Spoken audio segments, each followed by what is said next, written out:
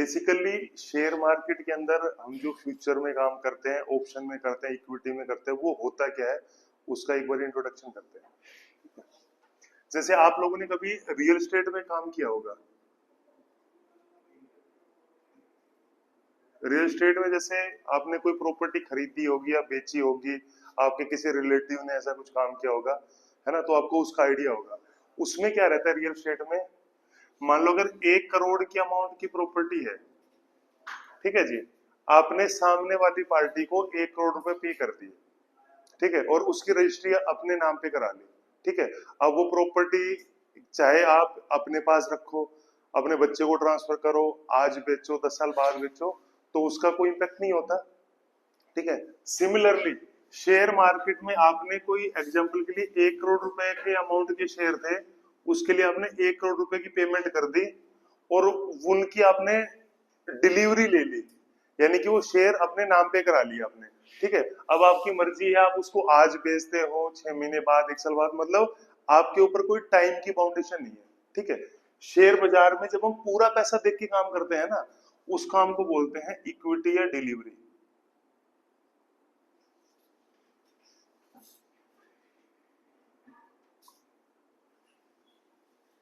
ठीक है सर।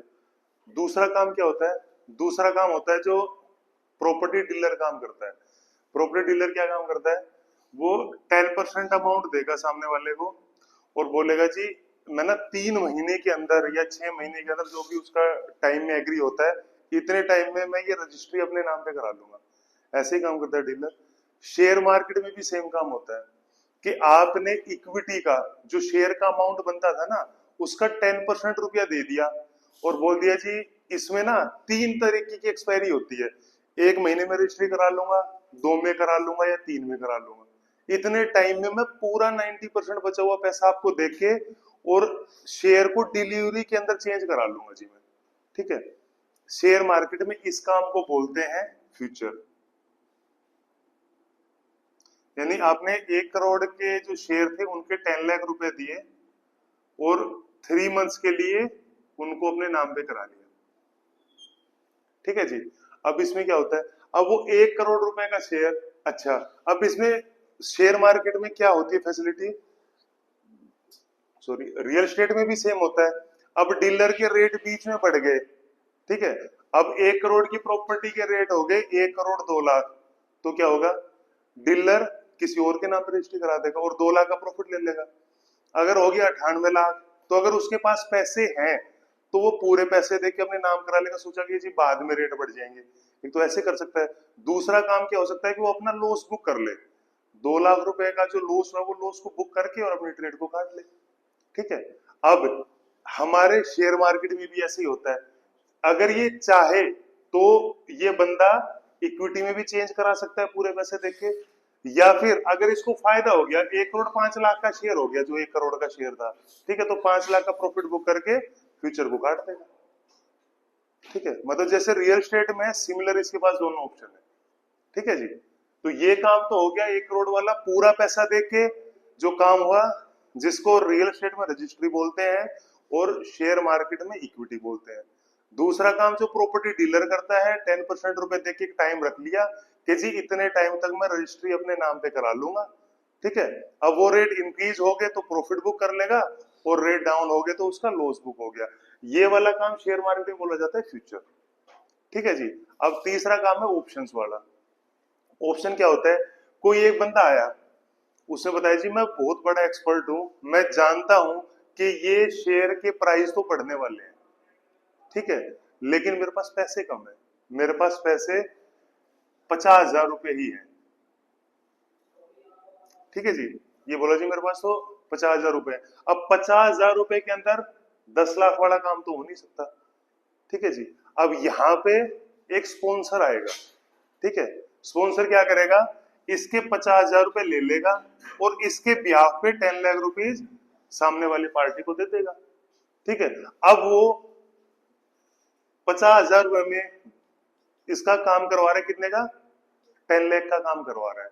अब इसकी शर्त क्या है, इसकी शर्त ये है कि मैं रोज के 5,000 रुपए काट लूंगा जी। मतलब क्या हुआ इसका, कि जो प्रॉपर्टी का रेट है ना वो 10 डेज के अंदर इंक्रीज होना चाहिए। ठीक है भाई, रोज रोज की वैल्यू है 5,000 रुपए, ठीक है, उसके पास दिन है अब 10 दिन में दिल्ली के 5,000 रुपए वैल्यू डाउन हो जाएगी। अब अगर ये प्रॉपर्टी डाउन हो गई तो उसको 50,000 का लॉस हो जाएगा। ठीक है, दूसरा, अगर प्रॉपर्टी इंक्रीज हुई 10 डेज के बाद में तो भी उसको पूरा लॉस है, उसके 50,000 के 50,000 जाएंगे क्योंकि दिल्ली का 5,000 जाना है। ठीक है जी, अगर प्रॉपर्टी 1 करोड़ पे ही खड़ी रहेगी या स्टॉक 1 करोड़ पे ही खड़ा रहेगा तो क्या होगा, तो भी उसके 50,000 रुपए खत्म है। मतलब मैक्सिमम केस में क्या होगा, इस बंदे का लॉस हो जाएगा। ठीक है, अब ये जो 50,000 रुपए देने वाला है ये है ऑप्शन बायर, जिसने इसको स्पॉन्सर किया है वो है ऑप्शन सेलर। ठीक है जी, जिसने फ्यूचर में किया था वो फ्यूचर बायर फ्यूचर सेलर है और ये इक्विटी वाला बनता है। तो अब हम एक्सपर्टीज की अगर हम बात करें तो सबसे कम एक्सपर्टीज कहां चाहिए, इक्विटी के अंदर चाहिए। क्योंकि उसमें टाइम की बाउंडेशन तो है ही नहीं, है ना, वो चाहे आज बढ़े रेट चाहे 6 महीने बाद 1 साल बाद, क्योंकि मैंने पूरा पैसा दे रखा है तो मेरे पास टाइम की बाउंडेशन है नहीं। ठीक है, दूसरा क्या है, दूसरा है उससे ज्यादा एक्सपर्टीज का बिजनेस है फ्यूचर का, है ना, कि फ्यूचर के अंदर उसको 3 महीने की बाउंडेशन है, 3 महीने में रेट बढ़ना चाहिए। ठीक है जी, अब सबसे ज्यादा एक्सपर्टीज कहां पे चाहिए, ऑप्शन बायर को। ऑप्शन बायर के पास बिल्कुल छोटा सा टाइम है और रोज के उसके पैसे कट रहे हैं, ना तो रोज के पैसे यहाँ कट रहे हैं ना रोज के पैसे यहाँ पे कट रहे हैं, इसके बेचारे के रोज के पैसे कट रहे हैं ऑप्शन बायर के। तो सबसे ज्यादा एक्सपर्टीज कहां पे चाहिए, ऑप्शन बायर को चाहिए। ठीक है, ऑप्शन सेलर और जो फ्यूचर वाला बंदा है उसकी ऑलमोस्ट सेम एक्सपर्टीज रहती है। ठीक है, तो मतलब ऑप्शन बाइंग करना बुरा नहीं है, बट ऑप्शन बाइंग के लिए सबसे ज्यादा एक्सपर्टीज चाहिए। ठीक है, तो ये वाले सारे प्रोसेस होते हैं।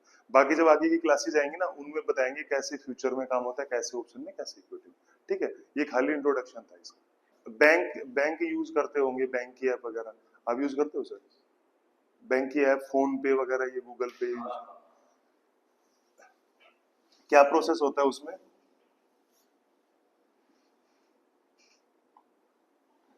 हम लोग हैं, हमारे पास क्या है, बैंक की हो सकती है या किसी फोन पे की, पेटीएम की, किसी की ऐप है। ठीक है जी, जो हमारे फोन में है, ऐप से हम लोग ऑर्डर डालते हैं, ऑर्डर कहां जाता है,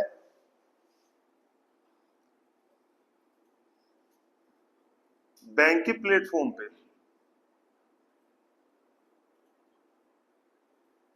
बैंक का प्लेटफॉर्म भी बोल सकते हो उसको, बैंक का सॉफ्टवेयर भी बोल सकते हो। सॉफ्टवेयर आपने लाइक अपने अकाउंट से किसी और के अकाउंट में पैसा ट्रांसफर करना है।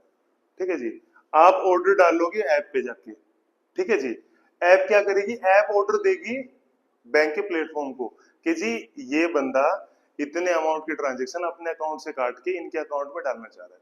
तो बैंक चेक कर लेगा कि बंदा सही है या नहीं, उसने और इसके बैंक के अकाउंट में पैसे हैं नहीं, जो रिसीवर है उसकी जो भी डिटेल डाली है वो सही है नहीं, वो सारी चीजें चेक करके आगे बता देगा बैंक को।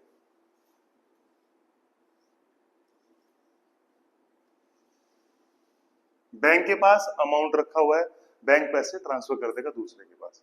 ठीक है जी, इस सारी एक्टिविटीज की कंट्रोलिंग करता है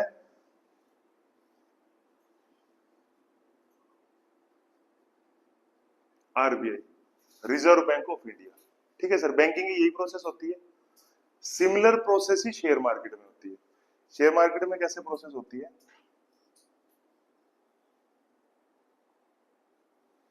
यहाँ पे हम लोग हैं, हमारे पास ब्रोकर की ऐप है।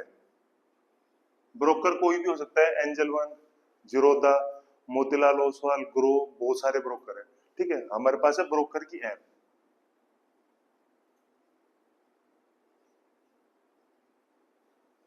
हम लोग ऑर्डर डालते हैं ब्रोकर की ऐप पे। ब्रोकर की ऐप से ऑर्डर कहां जाएगा, एक्सचेंज के पास। ठीक है जी, एक्सचेंज से ऑर्डर जाएगा डिपॉजिटरी के पास, और ये सारी एक्टिविटीज की कंट्रोलिंग करता है SEBI. Security and exchange board of India. अब होता क्या है, एक्सचेंजेस क्या है बेसिकली, मेनली स्टॉक्स के लिए ना इंडिया में दो एक्सचेंजेस है, एक बीएससी है, बॉम्बे स्टॉक एक्सचेंज, और नेशनल स्टॉक एक्सचेंज। ठीक है सर। अब हम स्टॉक्स की बात करें तो अप्रोक्स में एक वो बताऊंगा क्वांटिटी, क्योंकि बहुत सारे स्टॉक डीलिस्ट होते रहते हैं और नए भी आते रहते हैं। ठीक है जी। बीएससी के पास अप्रोक्सीमेटली 4500 स्टॉक है, एनएससी के अंदर 2100 स्टॉक बोल लो या 2100 कंपनियां लिस्ट हो रखी है। अब जो कंपनी एनएससी में लिस्ट है ना, वो बीएससी में लिस्ट मिलेगी मिलेगी, क्योंकि एनएससी के पास सारी बड़ी कंपनियां लिस्ट हैं और बीएससी के पास छोटी और बड़ी हर तरह की कंपनी। ठीक है, एक कंपनी को छोड़ के जो बीएससी खुद है ना, बॉम्बे स्टॉक एक्सचेंज, वो खाली एनएससी में लिस्ट है, क्योंकि वो बीएससी में लिस्ट हो नहीं सकता। ठीक है, ये जो 2100 कंपनियां हैं, ये सारी की सारी बीएससी में भी लिस्ट है। ठीक है जी। अब इसमें क्या हो सकता है, अब एक तरीके से ना दो मंडियां हैं ये, जैसे रेवाड़ी के अंदर दो मंडियां हैं, एक है नई मंडी, एक है जो नई वाली चौक के पास है, दो मंडियां हैं। ठीक है। अब क्या होगा, एक तो ये रूल है कि आप किसी भी एक्सचेंज से सामान खरीद के, स्टॉक खरीद के किसी दूसरे एक्सचेंज में बेच सकते हो। अगर आपने कभी स्टॉक बीएससी में खरीदा है ना, जो बीएससी और एनएससी में लिस्ट है, ठीक है, 2100 स्टॉक के केस में होगा खाली है कि आप बीएससी से स्टॉक खरीद के एनएससी में उसको बेच सकते हो, एनएससी से स्टॉक खरीद के बीएससी में बेच सकते हो। ठीक है। अब जैसे यहाँ पे दो मंडियां हैं, तो दोनों में ना चीजों के प्राइस में डिफरेंस रहता है, रीजन बायर अलग है, सेलर अलग है, तो इनके प्राइस में भी थोड़ा बहुत डिफरेंस मिल जाता है। पहले बहुत ज्यादा होता था, आजकल बहुत छोटा सा डिफरेंस होता है। ठीक है। बहुत सारी कंपनियां सिर्फ यही काम करती हैं कि वो बीएससी में खरीदती हैं और एनएससी में बेचती है सेम टाइम, कि बीएससी में यहाँ खरीदा यहाँ बेचा। ठीक है। और इस प्रोसेस को आर्बिट्राज बोलते हैं, कि किसी के पास मान लो बहुत बड़ा फंड है, 1000 करोड़ से ऊपर का फंड है, तो वो बिल्कुल छोटा छोटा बना के भी प्रॉफिट बना लेंगे। ठीक है। लेकिन आजकल आर्बिट्राज बहुत कम हो गया है। ठीक है। तो ये वाला प्रोसेस रहता है। उसके होता क्या है, अब इसमें हमें मान लो टाटा मोटर्स का स्टॉक खरीदना है, हमने ब्रोकर की ऐप पे ऑर्डर लगाया कि जी मेरे को एक्स अमाउंट में 1050 के रेट पे, 1070 के रेट पे टाटा मोटर्स का स्टॉक खरीदना है। किसी और बंदे ने ऑर्डर लगाया कि जी मेरे को 1050 1070 के रेट पे टाटा मोटर्स का स्टॉक मेरे को बेचना है। ठीक है। अब ब्रोकर की ऐप पे खाली ऑर्डर लगेंगे, ये ब्रोकर का ऑर्डर किसके पास जाएगा, एक्सचेंज के पास। ठीक है। अब एक्सचेंज उन ऑर्डर का मिलान करेगी। एक्सचेंज ऑर्डर का मिलान कैसे करेगी, अगर बीएससी में बेचने वाला है और बीएससी में ही खरीदने वाला है तो बीएससी मिलान कर देगी, एनएससी के अंदर है तो एनएससी कर देगी मिलान। ठीक है। अब ऑर्डर का मिलान कर देगी। अब वो स्टॉक रखे कहां है, वो स्टॉक रखे हुए हैं डिपॉजिटरी के पास। ठीक है जी। डिपॉजिटरी दो है, एनएसडीएल और CDSL, national securities depository limited और सेंट्रल डिपॉजिटरी सर्विसेज लिमिटेड। ठीक है। ये डिपॉजिटरी आप ये सोच सकते हो कि स्टॉक्स के बैंक है। ठीक है। यहाँ पे स्टॉक्स रखे रहते हैं डीमेटेरियलाइज फॉर्म के अंदर। पहले क्या होता है डीमेटेरियलाइज का, मैं बताता हूँ कैसे कॉन्सेप्ट आया। पहले फिजिकल फॉर्म में स्टॉक होते थे, पहले ना स्टॉक सर्टिफिकेट मिलता था, कि जैसे जो होल्डर है ना, मान लो आपके नाम पे स्टॉक है तो आपको एक स्टॉक सर्टिफिकेट रिसीव होगा। ठीक है। बाद में क्या हुआ कि जैसे किसी का स्टॉक सर्टिफिकेट हो जाता था गुम, किसी के बच्चों को नहीं पता कि हमारे पास स्टॉक्स हैं, है ना, ऐसे करके इश्यूज आते थे। ठीक है। तो उन सब केस को खत्म करने के लिए 1991 से प्रोसेस स्टार्ट हुआ था डीमेटेरियलाइज का प्रोसेस, के जो स्टॉक्स मटेरियल में अवेलेबल थे ना, उनको डीमेटेरियलाइज कर दिया, यानी उनको इलेक्ट्रॉनिक फॉर्म के अंदर कन्वर्ट कर दिया। जैसे रुपया है जो अभी इंडिया की करेंसी, वो भी डीमेटेरियलाइज हो रखी है ना। पहले कैश में लेन देन होता था, अभी इलेक्ट्रॉनिक फॉर्म में चलता है ना। तो यहाँ डिपॉजिटरी के पास इलेक्ट्रॉनिक फॉर्म के अंदर स्टॉक्स रखे हुए हैं। ठीक है। डिपॉजिटरी दो हैं, एक एनएसडीएल है और एक सीडीएसएल। ठीक है जी। अब अप्रोक्स डाटा की बात करें तो 3 करोड़ के आसपास अकाउंट है एनएसडीएल के पास और 7 करोड़ के आसपास अकाउंट है सीडीएसएल के पास। अब जब भी आप किसी भी ब्रोकर पे अकाउंट खोलते हो ना, आपको एक मेल रिसीव होती है कि जी आपका सीडीएसएल में खुला है या एनएसडीएल में, होती है मेल। आप लोगों को रिसीव हुई है मेल? किसकी मेल आई थी? एनएसडीएल की। हाँ, तो एनएसडीएल पे अकाउंट खुला है आपका, ठीक है। तो होता क्या है कि अब वो सारे स्टॉक किसके पास रखे होते हैं? डिपॉजिटरी के पास। आपने यहाँ पे ऑर्डर लगाया, एक बंदे ने खरीदने का, एक ने बेचने का। एक्सचेंजेस ने क्या किया? ऑर्डर का मिलान किया। उसके बाद उन्होंने यहाँ पे ऑर्डर भेजा डिपॉजिटरी को कि जी ये दोनों सही है, हमने जो बायर है उसकी उससे पैसे रिसीव कर लिए हैं। अब आप जो सेलर हैं उसके अकाउंट से स्टॉक को निकाल के उसके अकाउंट में ट्रांसफर कर दो। तो ये काम कर देगी डिपॉजिटरी, ठीक है। और उस सारी एक्टिविटीज की कंट्रोलिंग किसकी होगी? सेबी की होगी, ठीक है जी। मैं एक बार ब्रीफ में एक्सप्लेन करता हूँ। जो बैंकिंग में प्रोसेस होती है, बैंकिंग में प्रोसेस होती है कि हम लोग ऐप पे ऑर्डर लगाते हैं, ठीक है। ऐप से हमारा ऑर्डर जाता है जो बैंक का प्लेटफॉर्म है, सॉफ्टवेयर वहां पे, ठीक है। बैंक का सॉफ्टवेयर ऑर्डर को चेक करता है कि भेजने वाला सही है नहीं, पैसे अवेलेबल है नहीं, और जिसके पास जा रहे हैं वो बंदा सही है नहीं, उसकी डिटेल सही है नहीं। वो सारी डिटेल को चेक करके बैंक को बता देगा कि जी ये बंदा सही है, आप इस बंदे के अकाउंट से इतने पैसे निकाल के और सामने वाले बंदे के अकाउंट में ट्रांसफर कर दो, ये ट्रांजैक्शन सही है, ठीक है जी। और ये सारी एक्टिविटीज की कंट्रोलिंग करता है आरबीआई। सिमिलरली शेयर मार्केट में क्या होता है? हमारे पास किसी ब्रोकर की ऐप होती है जहां से हम ऑर्डर लगाते हैं। ऐप बेसिकली हमारे पास फोन में भी होती है, हमारे लैपटॉप में भी चलती है, ठीक है। जो भी ब्रोकर पे हमारा अकाउंट ओपन है वहां पे हम ऑर्डर लगाते हैं। अब हमारी मर्जी है, अगर स्टॉक खाली बीएससी में है तो हम बीएससी में लगा पाएंगे, अगर बीएससी और एनएससी दोनों में लिस्ट है तो किसी भी एक्सचेंज के पास हम लोग ऑर्डर लगाएंगे, ठीक है। हमने जैसे बाई का ऑर्डर लगाया, किसी और ने बेचने का ऑर्डर लगाया, एक्सचेंज ने ऑर्डर का मिलान कर दिया, हाँ जी इन दोनों के ऑर्डर मिल रहे हैं, ठीक है जी। उसके बाद एक्सचेंज ने डिपॉजिटरी को ये इंफॉर्मेशन दी कि बायर के पैसे आ चुके हैं और आप इस सेलर के अकाउंट से स्टॉक्स को निकाल के बायर के अकाउंट में ट्रांसफर कर दो, ठीक है। जो हमारे स्टॉक है वो डीमटेरियलाइज फॉर्म में, इलेक्ट्रॉनिक फॉर्म में डिपॉजिटरी के पास रखे होते हैं, और डिपॉजिटरी दो है, एनएसडीएल और सीडीएसएल। सारी एक्टिविटीज की कंट्रोलिंग करता है सेबी।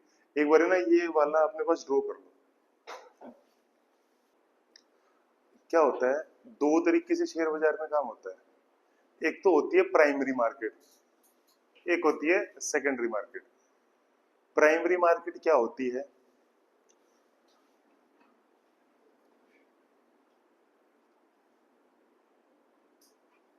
प्राइमरी मार्केट के अंदर जब किसी कंपनी का, नई नई कंपनी स्टॉक मार्केट में लिस्ट होती है ना, नया नया उसको उसका आईपीओ आता है, इनिशियल पब्लिक ऑफरिंग, ठीक है।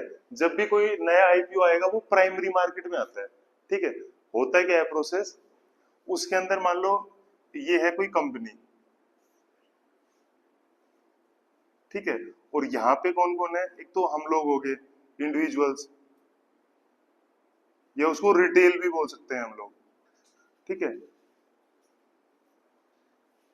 दूसरे हो गए HNIs, high net worth individuals. High net worth कौन होता है? जो 2.5 लाख या 2.5 लाख से ज्यादा का इन्वेस्टमेंट करता है ना आईपीओ के अंदर, उसको हम एचएनआई बोलते हैं, हाई नेटवर्थ इंडिविजुअल्स। और तीसरे कौन है? एफआईआईज, फॉरेन इंस्टीट्यूशनल इन्वेस्टर्स, और डीआईआईज, डोमेस्टिक इंस्टीट्यूशनल इन्वेस्टर्स, ठीक है। जब भी किसी कंपनी का नया आईपीओ आता है ना, उस टाइम में प्रोसेस होती है कि कंपनी से डायरेक्ट इन लोगों को स्टॉक मिलते हैं, ठीक है। मतलब डायरेक्ट कंपनी से लोगों को कंपनी की हिस्सेदारी मिलेगी, कंपनी के स्टॉक मिलेंगे with the help of banks. आप अपने बैंक से भी अप्लाई कर सकते हो या फिर आप अपने ब्रोकर से अप्लाई कर सकते हो। और इस भी एक्टिविटीज की कंट्रोलिंग कौन करता है? SEBI, security and exchange board of India, ठीक है जी। इसमें क्या रूल है? किसी कंपनी ने अपना आईपीओ लेके आना है ना, तो उसके साथ ये रूल होता है कि 3 साल के अंदर 25% शेयर उसको पब्लिक में देने पड़ेंगे, ठीक है। ये इसकी पॉलिसी होती है। ठीक है। अब आईपीओ के बारे में हमें कैसे आईपीओ का सिलेक्शन करना है वो सब हम जब आईपीओ की नेक्स्ट क्लासेस जाएंगे उसमें कराएंगे, ठीक है। जब आईपीओ होता है वो होता है प्राइमरी मार्केट। अच्छा, आईपीओ आ गया, लोगों के पास शेयर आ गए, एचएनआई के पास आ गए, एफआईडीआई के पास आ गए, रिटेल के पास आ गए। अब ये लोग आपस में खरीद और बेच रहे हैं, ठीक है जी। जब इन लोगों के बीच में खरीद और बेच होती है, अब कंपनी का रोल खत्म हो गया। कंपनी एक बार अपने शेयर दे चुकी जितना उसको देना था, ठीक है। अब लोगों के बीच में आपस में खरीदने और बेचने का काम हो रहा है। ये वाला सारा एक्शन होता है सेकेंडरी मार्केट में।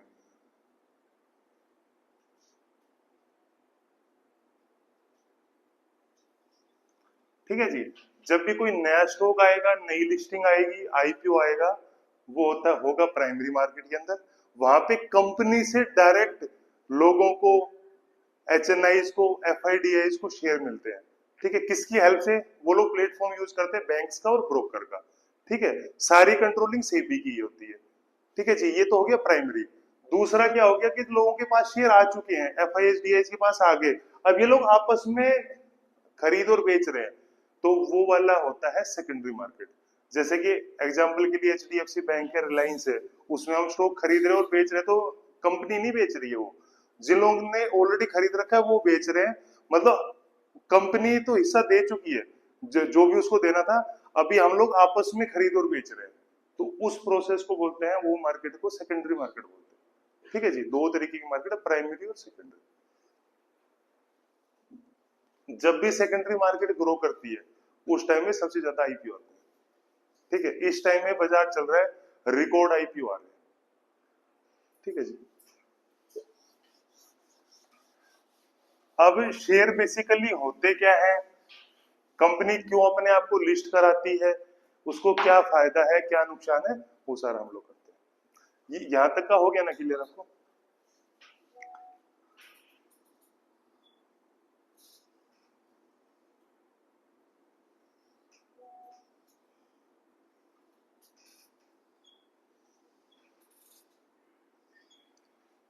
किसी बंदे ने कोई कंपनी बनाई, ठीक है जी। कंपनी की वैल्यू थी 1000 रुपए, मतलब एक एग्जांपल के लिए ले रहे हैं कि कंपनी में जो उसका फिजिकल इन्वेस्टमेंट था ना, वो 1000 रुपए का इन्वेस्टमेंट था, ठीक है जी। अब उसको क्या करना है, अब उसको अपनी कंपनी को ग्रो कराना है। तो इंडिया में ग्रो कराने के लिए क्या क्या ऑप्शन होते हैं? ग्रो कराने के लिए चाहिए पैसा, तो पैसे के सोर्सेज क्या क्या होते हैं? एक तो क्या कर सकता है, वो लोन ले सकता है, ठीक है। लोन कहां से मिलेगा? बैंक से लोन ले सकता है वो। अब बैंक की क्या प्रोसेस होती है, जितने अमाउंट की आपकी कंपनी है उसका 40, 50, 60% आपको लोन मिलेगा। तो 1000 रुपए की कंपनी तो आपको 500, 600 रुपए का लोन मिलेगा, ठीक है। दूसरा, इंडिया में ये इशू है, कोई भी अगर बिजनेसमैन है, उसका लोन अगर डूब जाता है, अगर वो ईएमआई मतलब पे करने में, इंटरेस्ट पे करने में असमर्थ हो जाता है, तो इंडिया के अंदर तो उसको देश छोड़ के भागना पड़ता है ना, क्योंकि इंडिया में बिजनेसमैन के फेवर के रूल्स है नहीं।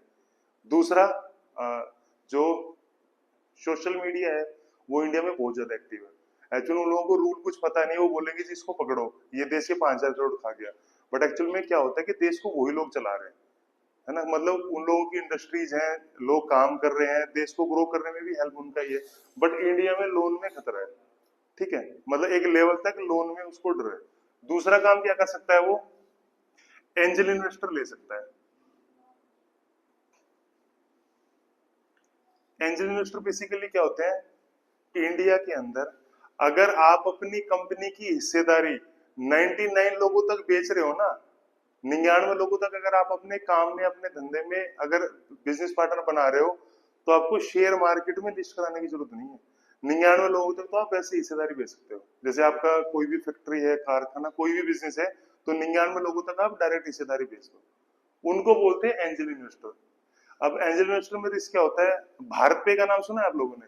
भारत पे, जिसपे जैसे फोन पे वगैरह ऐसे सबसे पहले भारत पे आई थी, ठीक है। उसके मालिक थे अश्नील ग्रोवर। अब हुआ क्या, उन्होंने कंपनी स्टार्ट की, आइडिया उनका था, पूरी मेहनत उन्होंने की। अब वो ले आए एंजल इन्वेस्टर, यानी कि उसकी कंपनी को ग्रो कराने के लिए बड़े पैसे इन्वेस्ट करने वाले। अब पैसे के हिसाब से इन्वेस्टरों की का जो शेयर होल्डिंग था वो हो गया बड़ा, जो एक्चुअल मालिक है उसका हो गया छोटा, उन्होंने बाद में मालिक को ही निकाल दिया। तो एंजल इन्वेस्टर में ये रिस्क रहता है, तीसरा क्या हो सकता है,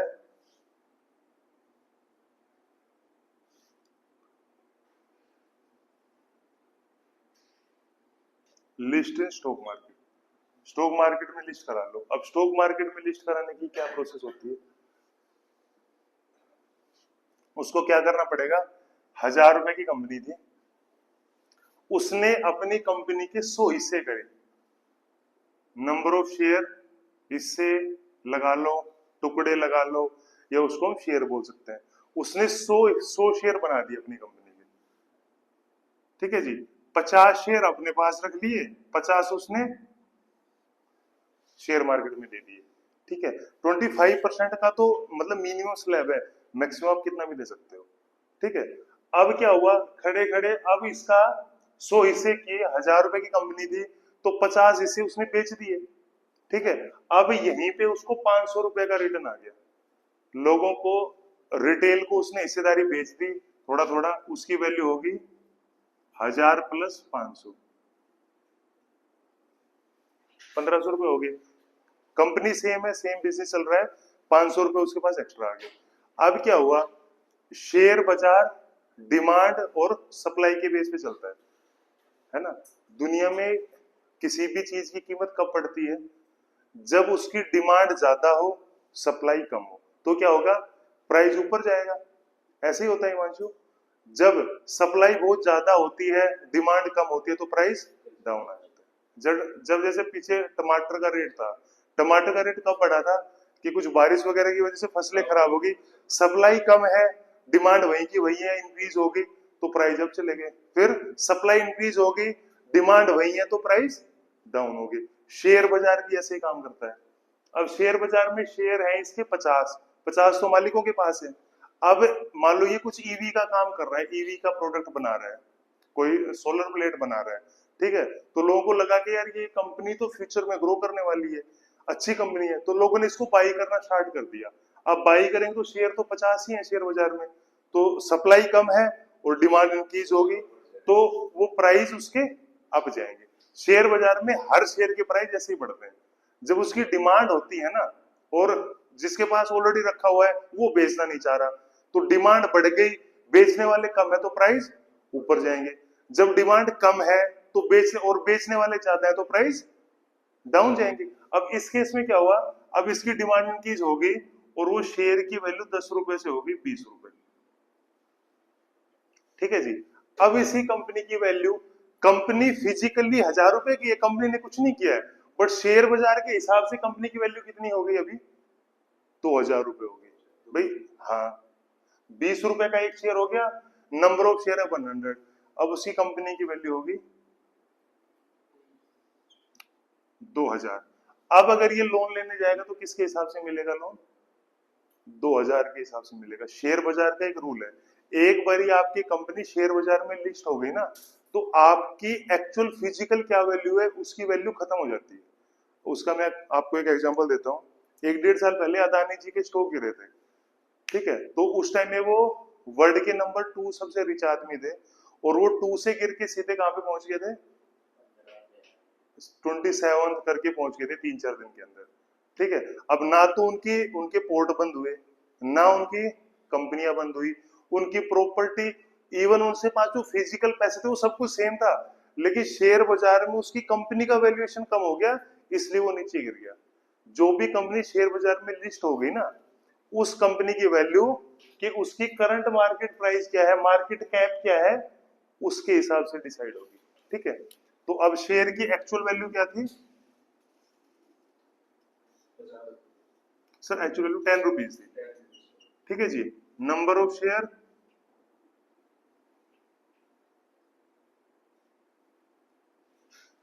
100 थे, ठीक है जी। अभी इसकी मार्केट में आज के दिन में प्राइस क्या है, 20 रुपए। तो जो अभी के टाइम में शेयर बाजार में जो शेयर चल रहा है ना, उसको बोलते हैं सीएमपी, करंट मार्केट प्राइस। इसको आप अपने पास नोट कर लेना।